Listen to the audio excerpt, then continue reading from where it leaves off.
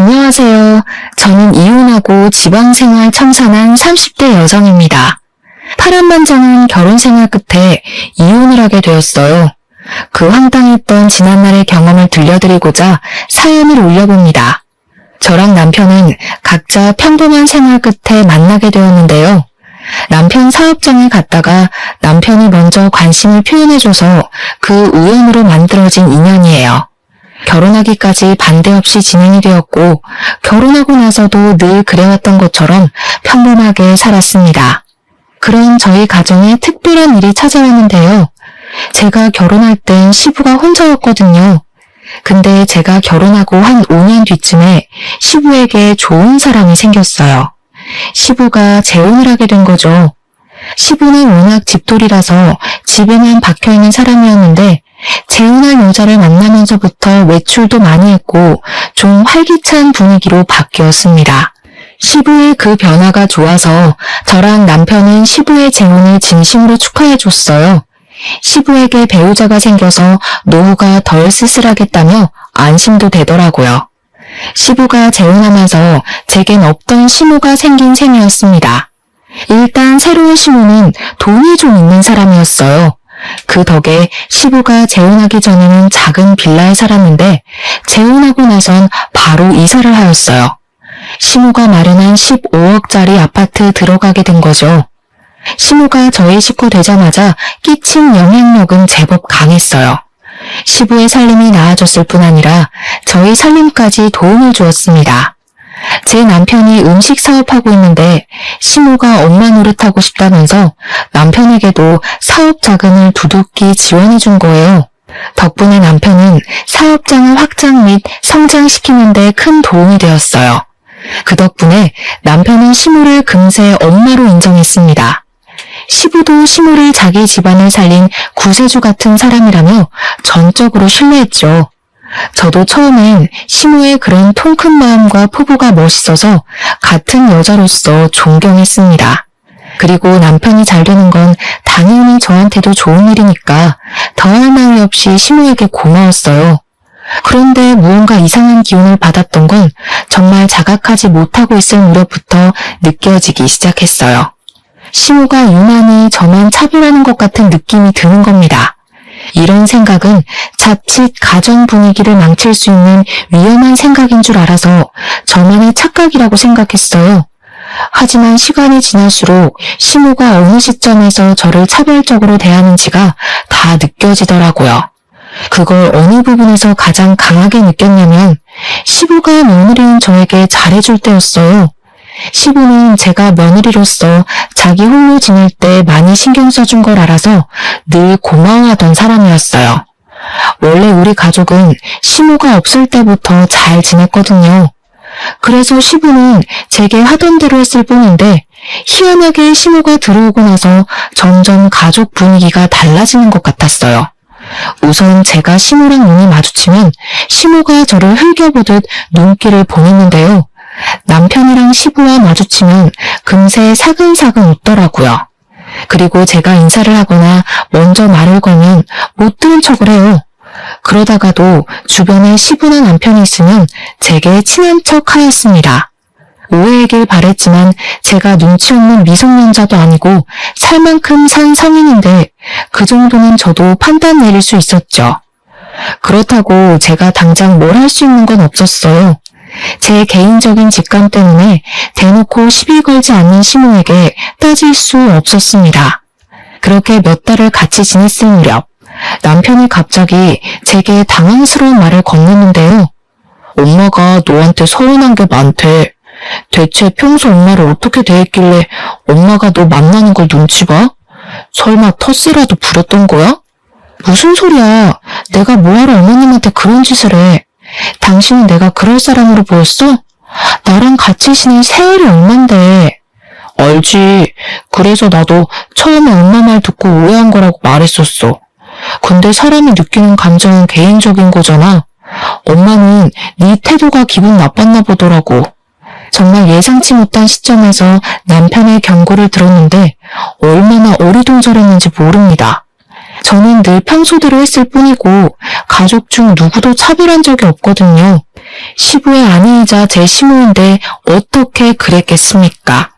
오히려 잘 보이려고 노력했고 시모가 새 가족에게 적응하기 힘들까봐 더 마음을 열고 다가갔을 뿐이었어요. 그런데 갑자기 서운한 게 많다뇨. 차라리 제가 더 서운하다고 하는 게 맞지 않나요? 시모가 저한테만 대면대면하게 굴었잖아요. 아니면 정말 남편 말대로 저도 모르게 시모에게 상처를 줬나 진심으로 돌아본 적도 있었습니다. 하지만 아무리 생각해도 시모가 어느 부분에서 감정이 상했는지 모르겠는 거예요. 그래서 며칠간 그 고민을 하다가 남편에게 한 번은 물어본 적이 있었어요. 대체 시모가 뭐가 그렇게 서운했더냐고 물어봤더니 남편이 얼마 전 시부 생신 얘기를 하는 겁니다. 시부는 생신날 외식하는 걸 좋아하는 분이세요. 그래서 저랑 남편이랑 시부 생신 한 달 전에 괜찮은 식당 예약을 해놓은 게 일상 중 하나였습니다. 사실 한 달 전에 예약하는 거는 가족 중에 누가 사정이 생길 수도 있다고 생각했어요. 하지만 저희는 시부는 생신을 챙기는 것에 의미를 두기 때문에 누가 참석하고 말고는 크게 신경 안 썼어요. 남편이 시간 안 되면 저랑 시부 단둘이서 식사를 했고 제가 시간 안 되면 남편이랑 시부 둘이 식사를 했었죠. 그게 저희 가족에서 암묵적인 룰 같은 거였어요. 그래서 시부가 재혼한 뒤 찾아온 생신 때에도 늘 하던 대로 한 달 전에 식당을 예약했습니다. 근데 시모가 갑자기 시부 생신 하루 전에 참석을 못할 것 같다고 하는 겁니다. 급한 일 때문에 급히 외국 출장을 가야 해서 어렵다 하더라고요. 그래서 시부 생신 하루 전날에 시부모님 둘이서 생신 축하를 미리 했다고 했어요. 그렇다고 저랑 남편이 시부 생신을 안 챙길 순 없는 노릇이었습니다. 시부모님 하루 전날 생신을 챙기게 됐다고 저희한테 언지를 준 것도 아니었어요. 이미 축하 자리를 다 가진 후에야 말씀하셨거든요. 그래서 예약된 식당을 취소도 못했습니다. 당일 취소하면 계약금을 다 날려야 했으니까요. 시모가 시간이 안 되면 남편이랑 저만 예정대로 시부 생신을 챙기면 되겠다고 생각했어요. 때문에 예약 취소는 안 했고 그 다음날 시모 없이 시부랑 당일 만나서 식사했었죠. 근데 시모가 그게 서운했다고 하는 겁니다. 남편이 들었던 시모의 말은 이랬어요. 시부의 배우자가 빠졌는데 어떻게 많은 가족들끼리만 모여서 식사를 할 수 있냐고 했다는 거예요. 그러면서 제가 자기 소외시키는 것 같았다 하대요. 소외라뇨. 말 같지도 않은 소리입니다. 저는 시모의 판단에 진심 당황스러웠어요. 남편은 저와 같이 했던 시간이 더 길기 때문에 제가 그런 일도 아니었다는 걸 이해해줬어요. 하지만 제게 한 번 더 조심스레 경고를 해주더라고요. 엄마가 마음이 여린 사람 같으니까 당신이 좀 더 신경 써줘. 아무래도 엄마가 우리 식구끼리만 똘똘 뭉쳐있다고 생각하는가 봐. 나랑 아빠는 같은 혈육이라 괜찮은데 어떻게 보면 당신은 생판 남인 거잖아. 그래서 엄마가 괜히 불편하게 느끼는 것 같아. 어렵겠지만 당신이 더 젊으니까 노력 좀 해주라. 너무 어이없었지만 그래도 이때까지는 남편 말대로 제가 더 노력하고자 마음먹었습니다. 저 하나로 인해 좋았던 가정 환경을 망치고 싶지도 않았고 또 제가 의도하지 않은 언행이나 표정으로 인해서 시모가 과민하게 받아들였을 수도 있다고 생각했거든요. 말했다시피 사람의 감정은 개인적이니까 제가 그러지 않았다고 상대방이 제 의도와 같은 감정을 느낄 거란 건 확신할 수 없는 일이잖아요. 차라리 제 실수가 있었기를 바라기도 했습니다. 그럼 시모와 오해를 풀고 잘 지냈을 테니까요. 하지만 그게 뜻대로 잘 안 되었어요. 시모의 당황스러운 태도는 제가 조심하고 신경 쓴다고 되는 게 아니란 걸 알았습니다. 어느 날 있었던 일인데요. 남편이 시모 덕분에 사업적으로 굉장히 승승장구했거든요. 그 때문에 남편은 시모한테 정말 헌신하는 아들이 되었는데요. 남편이 오랜만에 시댁에 가서 밥을 먹자고 하는 겁니다. 남편의 제안에 저도 흔쾌히 수긍을 했어요. 우리 시부는 재혼하기 전 저랑 남편과 함께 소고기를 좋아하는 편이었습니다. 그래서 식사를 하게 되면 주로 소고기가 메인이었고 이것 또한 암묵적인 텔레파시 같은 거였어요. 사실 소고기 잘 못 먹는 사람 없잖아요. 저는 당연히 시모도 좋아할 줄 알았습니다. 남편도 시모에게 물어볼 생각 안 하고 소고기 싫어하는 사람 어디 있냐면서 당연하게 한우를 구매해 시댁을 방문했어요. 가니까 시모가 먼저 우리를 반겨주더라고요. 시부랑 남편이 있어서 그런지 제게도 친절한 눈웃음을 보여줬습니다. 그때쯤엔 제가 시모의 이면적인 얼굴을 더 많이 봤던 때라 시모가 제게 웃어주는 것이 더 어색했을 때였죠. 저는 시부모님에게 인사드리고 바로 식사 준비를 시작했습니다. 그러자 시모가 또 보여주기 식으로 저를 돕기 위해 주방으로 들어오더라고요.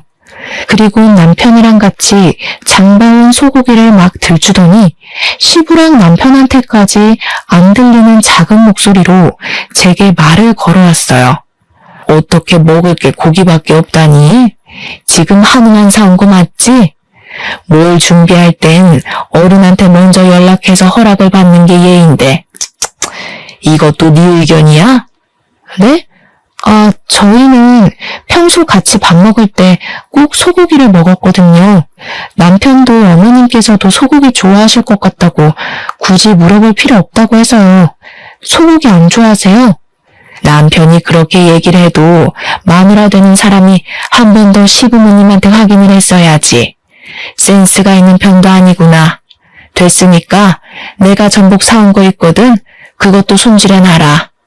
저한테 그런 식으로 불평을 늘어놓는 시모는 냉장고에서 골드키위 2개를 꺼내서 거실로 가버렸습니다. 식사하기 전에 골드키위를 먹으면 건강관리에 도움된다나 뭐라나. 그러면서 시부랑 남편을 엄청 챙기더라고요. 시부랑 남편은 집에 선녀 같은 사람이 들어왔다고 엄청 좋아했어요. 기가 막혔지만 이따만 해도 시모가 그 이후로 별다른 시비 없이 넘어가서 별로 신경 안 썼습니다. 그렇게 저희는 식사를 잘 마치고 귀가까지 했어요. 그런데 남편이 자기 전 심각한 얼굴로 통화하고 오더니 갑자기 저한테 어처구니 없는 소리를 하더라고요. 방금 아빠한테 전화 왔는데 엄마가 지금 속상해서 잠도 못 자고 있대. 고기 별로 안 좋아하는데 억지로 먹었다고 하더라고. 엄마가 너한테 눈치 줬다는데 몰랐어?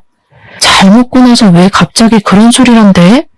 눈치는 무슨 눈치. 그냥 전복회 손질하란 말만 하셨지.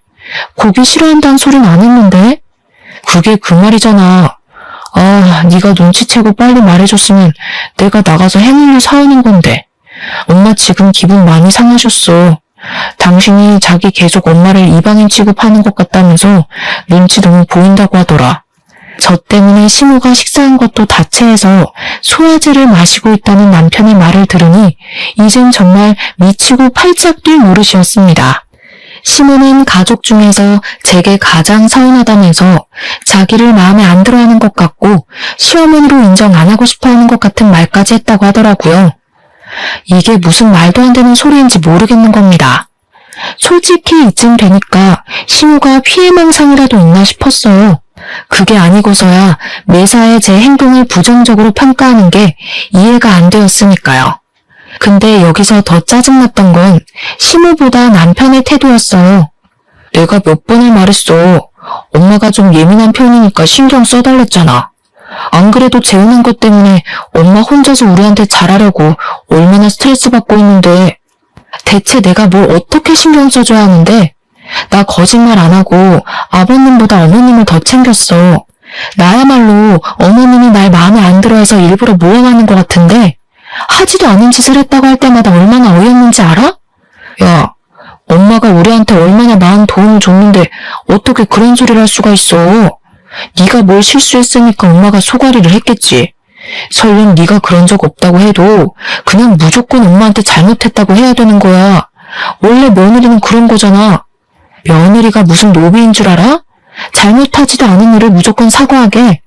지금 보니 당신도 웃긴다. 당신 머릿속에 고부관계는 며느리만 손해봐야 되는 거야? 그게 아니라 솔직히 막말로 당신 여태 시어머니 없어서 편하게 지냈잖아.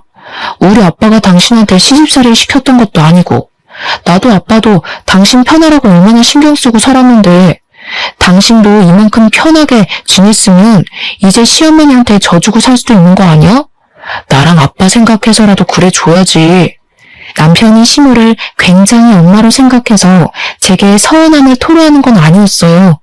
제 감이었지만 남편인 시모가 자기 사업에 돈을 퍼주어준다는 이유만으로 제 감정을 묵살하기로 마음먹은 것 같았습니다. 그저 시모의 심기가 불편할까봐 그것만 신경 썼고 시모가 자기 사업에 돈을 안 써줄까봐 걱정돼서 저를 나무라는 것 같았어요. 제 남편이 이런 무책임한 사람이 아닌데도 이렇게 막무가내로 참고 그냥 비위만 잘 맞추라 강요하는 것 보면 말이죠. 그 뒤로 저와 남편의 관계는 급속도로 냉각되었습니다. 제가 일방적으로 남편을 상종하지 않았기 때문이었어요. 남편과 대화를 하면 어쩔 수 없이 시모의 존재가 튀어나오기 마련이었고 그럼 저희는 사이 괜찮다가도 그날 하루를 통째로 망치게 되었으니까요.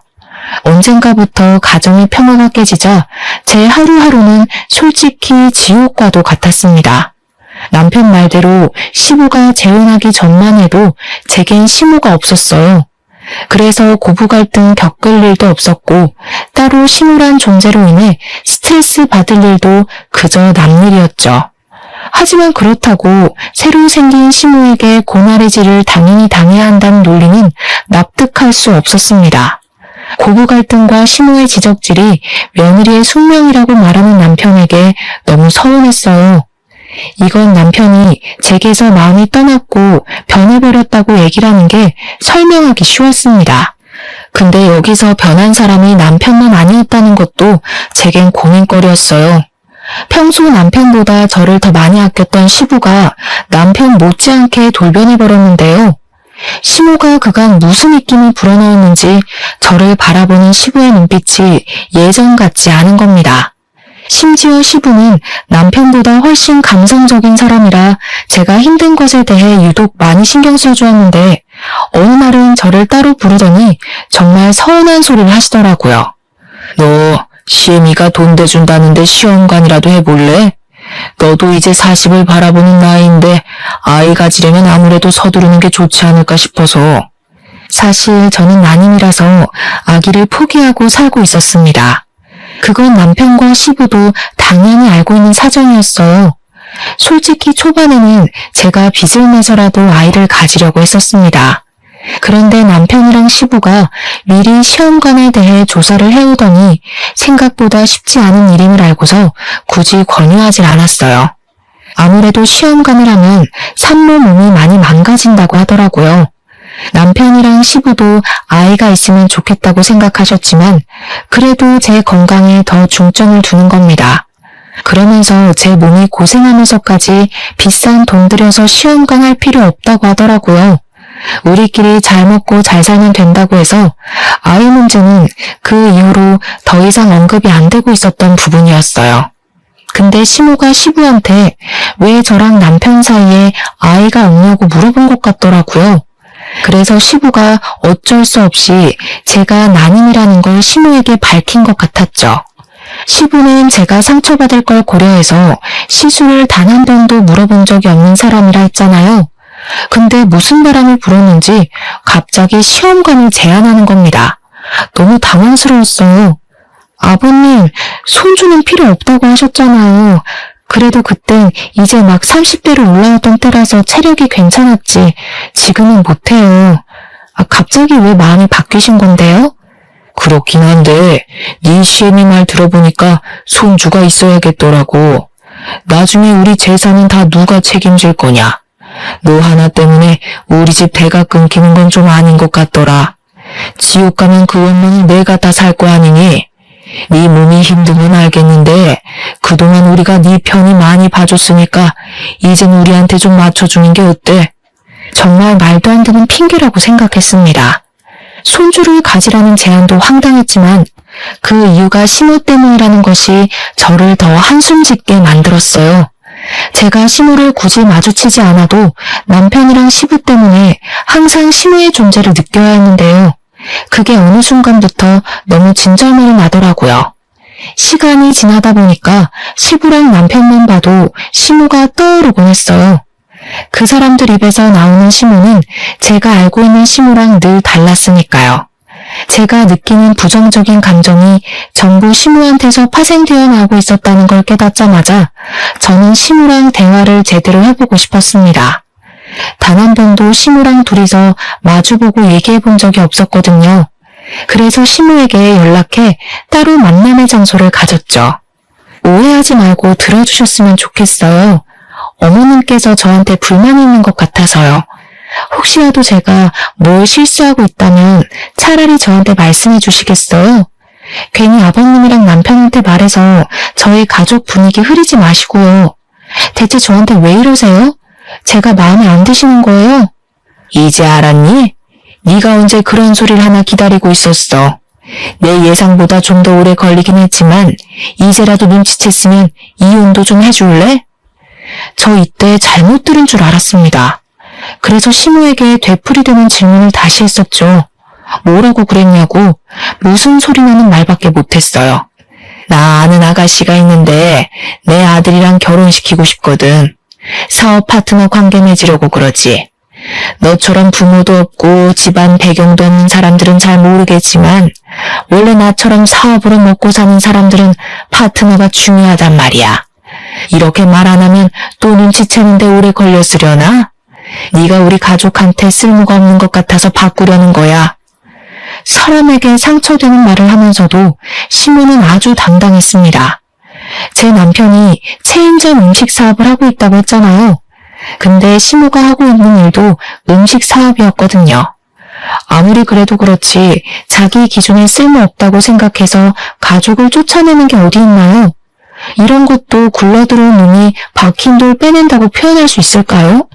그날 시무를 부른 건 저였는데도 너무 황당해서 이걸 몰래 녹음했습니다.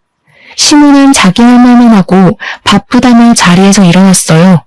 그렇게 헤어진 뒤에 저는 남편한테 가서 시무의 실체를 곧장 들려줬습니다. 그런데 제가 남편을 그때까지도 신뢰하고 있었나 봐요.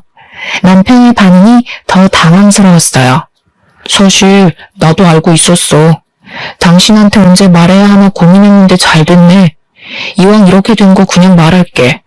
우리 이혼하자. 내 나이는 그렇게 막 늙은 것도 아니잖아. 다시 가정 꾸리기도 좋고 엄마가 나 빨리 부자 되게 해준다더라고. 엄마한테 들었다시피 나 솔직히 더 크게 성공하고 싶거든. 오히려 제가 남편한테 이혼 통보를 받게 되는 이상한 상황이 연출되었어요. 마지막 지푸라기를 잡는 심경까진 아니었는데도 그게 제게 마지막 지푸라기와 같은 기회가 되어버렸습니다.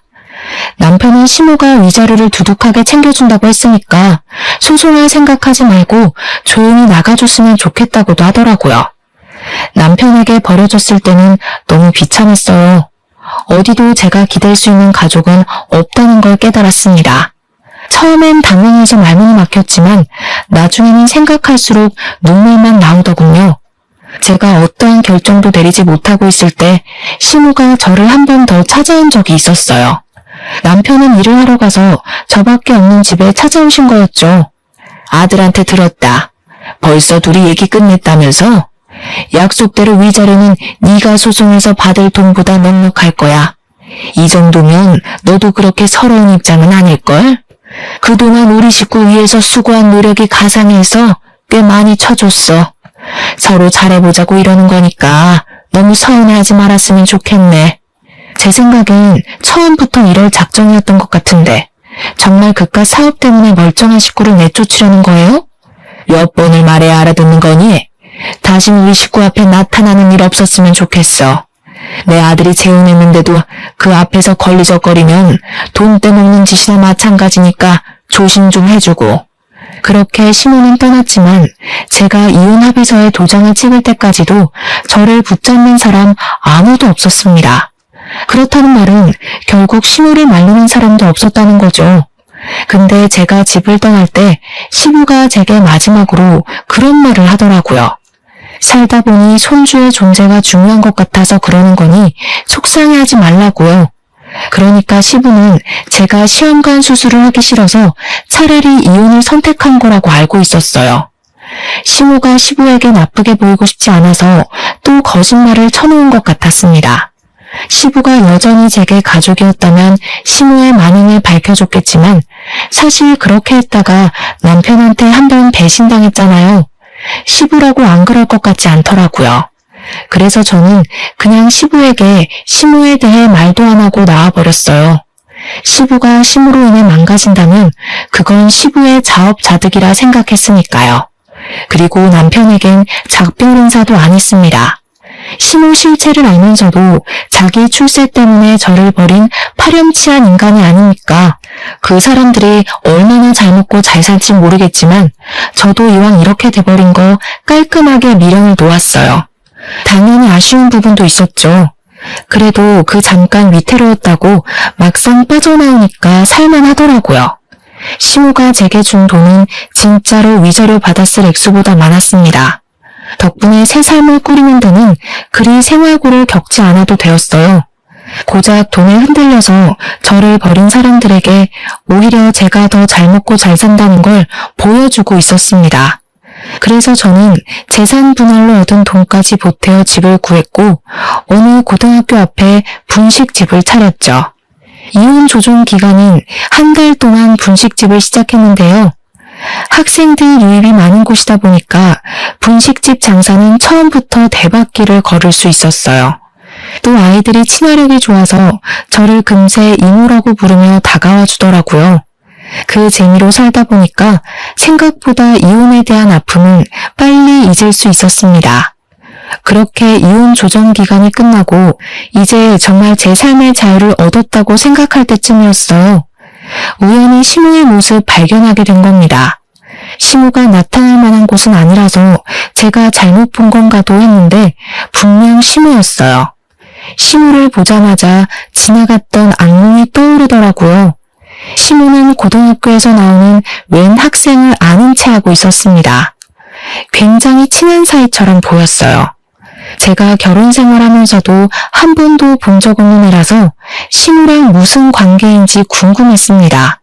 아니나 다를까 그 아이가 분식을 먹고 싶다고 했는지 시모랑 고등학생 아이가 같이 제 식당으로 들어오는 겁니다.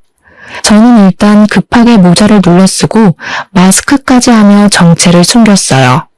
그래야만 시모와 그 아이의 관계를 엿들을 수 있을 것 같았거든요. 그렇게 주문 먼저 받았습니다. 그리고 최대한 그들의 대화를 엿들었죠. 그리고 저는 굉장히 충격받을 수밖에 없었어요. 저번 주 시험은 잘 쳤어? 우리 아들 고생하는데 엄마가 옆에 못 있어줘서 미안하네.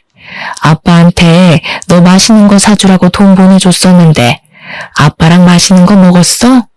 시모가 그 고등학생 아이한테 아들이라고 부르는 것에 무척 혼란스러웠어요. 분명 시모한텐 가족도 없다 했었고 결혼한 적도 없다고 했거든요. 그런데 아들이라뇨. 저 너무 놀라서 그 사실을 또 음성 녹음하기 시작했습니다. 나중에 시모가 나온 CCTV 영상 파일까지 저장을 해놨죠. 시모랑 그 고등학생은 실제 모자 관계 맞는 듯 했어요. 들어보니까 시모한테는 결혼 안 하고 사실혼 관계로 지내고 있는 불륜남이 있더라고요. 그 불륜남을 시모가 아이의 아빠라고 부르고 있었고 마찬가지로 아이도 시모와 그 불륜남을 부모라 칭하고 있었습니다. 그 관계는 시부랑 재혼하기 전부터였고 시부에게 접근한 건 시모 아들 빼곤 불륜남과 서로 짜고 치는 고스톱인 것 같았습니다. 시모는 자기 아들을 향해서 집이 곧 구해질 것 같으니 같이 살 날이 머지 않았다는 말을 하더라고요. 그러면서 자기 아들한테도 출장 얘기를 했는데 그 출장 얘기를 가만 들어보니까 얘기가 익숙한 겁니다. 생각해보니 제가 이혼하기 전 시모가 시부에게 한 번씩 출장 간다고 하고 집을 비울 때가 있었거든요. 그때 하던 변명과 거의 비슷한 거 아니겠어요? 그걸 들으니까 촉이 딱 오더라고요. 시무는 자기 아들에게 출장 얘기를 하고 시부랑 남편 있는 집에 가 다른 가면을 끼고 한 가정의 아내인 척 새엄마인 척 했던 거예요. 그건 바로 다 시부의 재산을 빼돌리기 위함이었죠. 결국 시무가 시부에게 거짓말하면서 출장을 갔던 이유 또한 사실 불륜남이랑 자기 아들을 만나러 다녔다는 것과도 일맥상통하는 셈이었습니다. 당시 시부가 갖고 있던 재산은 아파트 한 채와 남편의 가게였어요. 얘기하는 걸 듣자 하니 시무가 확실히 그걸 노리고 있었습니다. 너무 놀라운 사실이라서 몰래 더 알아보니까 시부 앞으로 들어간 사망보험금도 시무가 노리고 있었더라고요. 그러니까 시무는 여태 우리에게 말했던 이미지가 전부 거짓이었다는 거예요. 음식 사업한다고 했던 것도 거짓말이었고 돈 좀 있는 사람이란 것도 거짓말인 거죠. 이런 말도 안 되는 짓을 저지른 이유는 그저 더 큰 돈으로 불리기 위해서 돌려막기 하고 있는 거였어요. 그 과정에서 제겐 빼먹을 재산도 없고 제가 부모도 없으니 받을 유산도 없는 존재잖아요. 그러니까 자기 계획에 방해된다고 생각해서 쫓아버린 거였어요. 게다가 제가 시무 뒤를 밟았다가 알게 된 또 다른 당황스러운 진실이 있었는데요. 시무가 저랑 이혼시키고 남편에게 사업 파트너 집안의 아가씨를 소개해준다 그랬거든요. 근데 사실은 남편을 꼬드기려고 붙인 아가씨가 불륜남의 배다른 딸내미인가 보더라고요. 결국 고등학생인 시무 아들만 이 사실을 모르고 있었고 시무랑 불륜남이랑 불륜남 딸만이 이 계획의 주인공들이었어요. 이미 그들과 저는 끝난 관계였지만 그래도 한때 법적으로 묶여있던 가족이었잖아요. 그러니 제게도 남일 같지만은 않더라고요. 너무 충격이었습니다. 그리고 한편으론 시부가 얼마나 무식했으면 이런 콩가루 같은 사람을 못 알아봤을까 그런 생각도 들었어요. 시부랑 남편은 여전히 시무의 존재에 대해 모르고 있을 겁니다. 이제 막 돈에 눈을 뜬 사람들이라서 만약 시무의 실체를 알았다면 저한테 연락이 왔을 거라고 생각하거든요. 시무는 한 며칠 출장 간다고 거짓말을 해놨는지 자기 아들 학교를 연이어 찾아왔습니다. 당연히 저희 분식집도 여러 번 들렸죠. 그때마다 저는 음식을 갖다 주며 그들 대화를 항상 녹음했어요. 그리고 이만하면 충분한 증거가 됐다고 생각했을 때쯤 시무에게 친히 목소리를 들려줬습니다. 시무가 계산하고 나가려고 할 때 모자랑 마스크를 벗었어요. 오랜만이네요. 근데 아들이 있는 줄은 몰랐어요. 듣자 하니 아드님은 아무것도 모르시는 것 같은데 좀 불쌍한 것 같기도 하고. 제가 모습을 드러냈더니 바로 저를 알아본 시무가 깜짝 놀라더군요. 그리고 가장 먼저 취했던 행동이 자기 아들을 간수하는 거였습니다. 영문 모르던 시무 아들은 시무가 먼저 가라고 내보내는 바람에 자리를 떴어요. 그러고 나서 시무는 이전보다 훨씬 더 예민해진 상태로 저를 향해 눈을 부릅떴습니다. 교활하게 내가 들락날락한 줄 알면서도 이제야 정체 드러낸 이유가 뭐야? 내가 위자료 두둑하게 줬으니까 당신 우리 눈앞에 나타나지 말랬지. 이러라고 내가 그 큰 돈을 덜컥 내준 줄 알아? 뭘 착각하셨나 본데 제 발로 찾아온 건 그쪽이에요. 다짜고짜 아들까지 모시고 와서는 묻지도 않은 말 알아서 뱉으셨잖아요. 네가 진작에 정체 밝혔으면 내가 여길 안 찾아왔을 거 아니야. 대체 무슨 생각으로 숨기고 있었던 거야? 뭐, 날 협박이라도 하려고? 굉장히 무서우신가 봐요. 보아하니 아직 계획하고 계신 게 마무리 안 되신 것 같은데. 여기서 다 들통나면 어떻게 되는 건데요? 사실 저는 상관없는 입장이라 그쪽이 망하든 저쪽 식구들이 망하든 상관없거든요.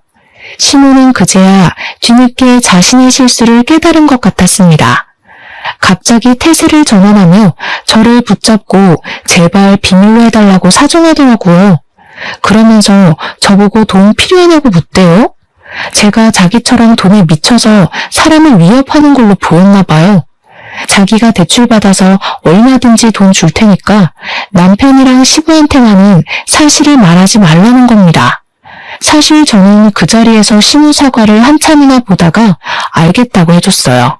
어차피 저는 위자료도 받은 사람이었고 정말로 어느 쪽이 망하든 말든 관계없는 일이라 생각했거든요. 그러니까 시모가 고맙다면서 비밀만 지켜준다면 저한테 충성을 다할 것처럼 굴더군요. 정말 고마워. 내가 그동안 쌀쌀맞게 군 건 너한테 악감정이 있어서가 아니라 그냥 집에서 내보내려고 했을 뿐이야. 다른 악감정은 절대 없었어. 이제 우리 손잡은 거나 마찬가지인 거야. 혹시 돈 필요하면 언제든지 연락해.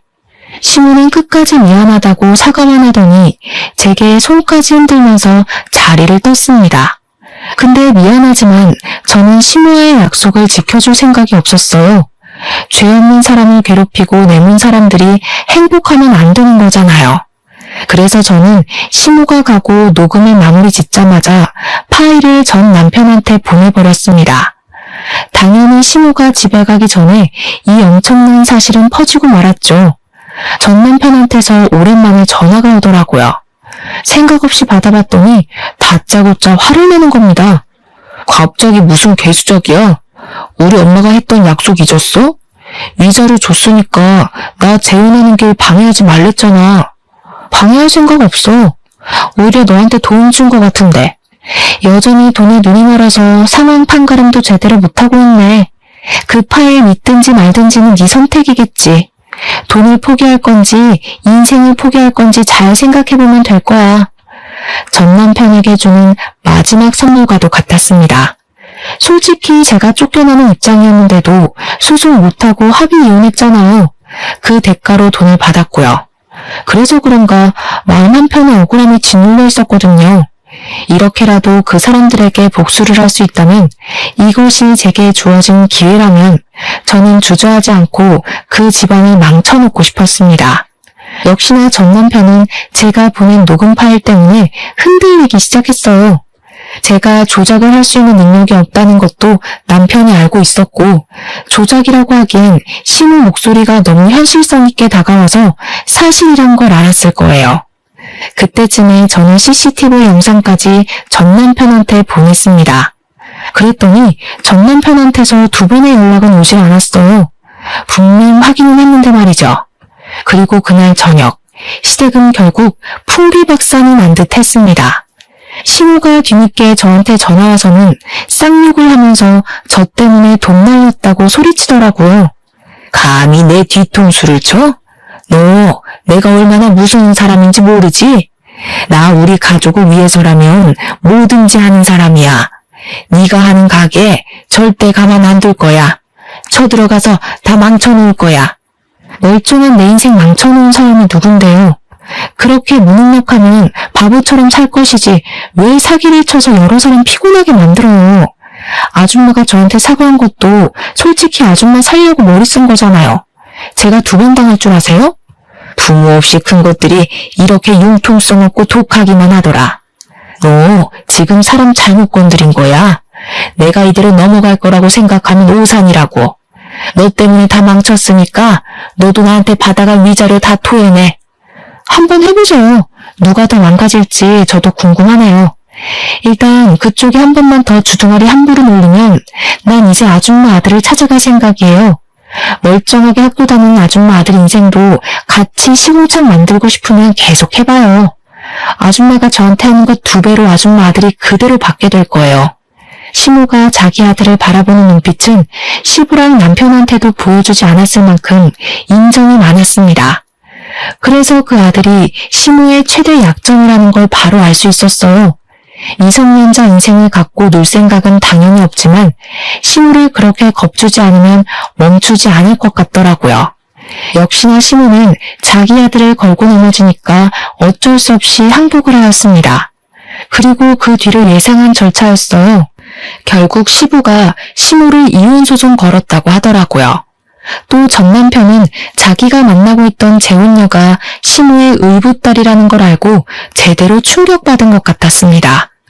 자기 아빠 재산 때문에 붙어 있었던 여자라고 하니까 약간 사람에 대한 깊이까지 생길 것 같았어요.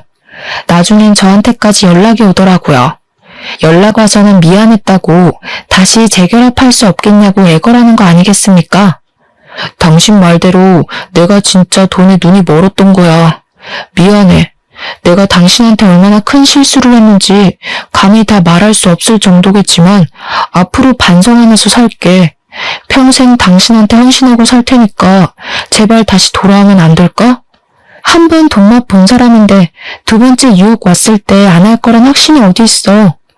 나는 너랑 네 아빠가 내 인생에서 꺼져줘서 이제야 마음 좀 편해지는 것 같은데 나더러 다시 그 뻔뻔한 낯짝들을 보고 살라고? 내가 무슨 테레사 수녀인 줄 알아? 내가 볼 땐 네 아빠나 너나 그냥 독거 인생으로 재미없게 살다 갈 팔자 같거든. 무슨 욕을 해도 다 들어줄 수 있어. 그러니까 재결합만 하자. 아빠도 너한테 엄청 미안해. 네가 다시 돌아오면 아빠가 재산의 일부를 너한테 상속하겠대. 그 좋은 걸 나한테 왜 줘? 돈 좋아하는 둘이서 평생 재산 끼고 살면서 알거지 신세나 모면하세요. 아니면 너네 아빠한테 돈 많은 다른 아줌마 좀 꼬셔보라고 하던가. 한 번 잃은 신인은 두 번, 세 번도 잃을 수 있다고 보기에 무시해버렸어요. 그렇게 하고 싶은 말 다 하고 전화를 끊은 뒤론 전 남편 쪽에서 더 이상 연락이 없었습니다. 나중에 어쩌다가 우연히 듣게 된 소식인데 시모 덕분에 커졌던 전 남편 사업장 규모가 말도 안 되게 축소되었다고 하더라고요. 저는 전 남편의 멘탈이 많이 흔들려서 사업장 운영이 힘들어진 줄 알았거든요. 근데 알고 보니 빚 때문이더라고요. 시모가 사기치려고 대출을 엄청 많이 받아놨대요. 게다가 시부 몰래 시부 앞으로도 대출을 몇 번 받았고 시부가 시모를 향한 신뢰 때문에 의심 없이 대출을 해준 적도 있었다고 했어요. 그래서 시모 앞으로 된 빚이 너무 많았는데 시부가 이혼하면서 그 빚을 나눠 갚는 바람에 전 남편이 큰 사업장을 계속 운영할 수가 없었던 거죠. 안타깝게도 사업장을 축소하자마자 매출이랑 바로 직결이 되어 수익이 뚝뚝 떨어진 것 같았습니다. 집도 팔고 작은 집으로 이사 갔다는 말을 들었는데 사실은 그게 아니라 남편 사업장에 있는 사무실에다 자리를 깔아놓고 자고 먹는다는 얘기도 있었어요. 그 동네만 가도 주민들이 알아서 다 얘기를 해주니 그 사람들 소식은 딱히 궁금할 새가 없더군요. 뭐가 진실인지 몰라도 우선 어렵게 지내고 있는 건 맞는 듯 했어요. 잘 되었다고 생각합니다. 다른 사람의 인생을 함부로 대했다면 그만한 대가는 감안했어야 한다고 생각해요. 저도 그걸 전 남편과 시부, 시모를 보고 잘 배웠기 때문에 함부로 누구를 벼랑 끝에 내모는 짓은 하지 않을 겁니다. 그런 말도 있잖아요. 내가 대접받고 존중받으려면 내가 먼저 다른 사람을 그렇게 대해야 한다고요. 여러분들도 더불어 사는 사회에서 누군가를 짓밟고 내 인생을 일으켜 세우지는 마셨으면 좋겠어요. 그럼 여기까지 쓰도록 하겠습니다. 감사합니다.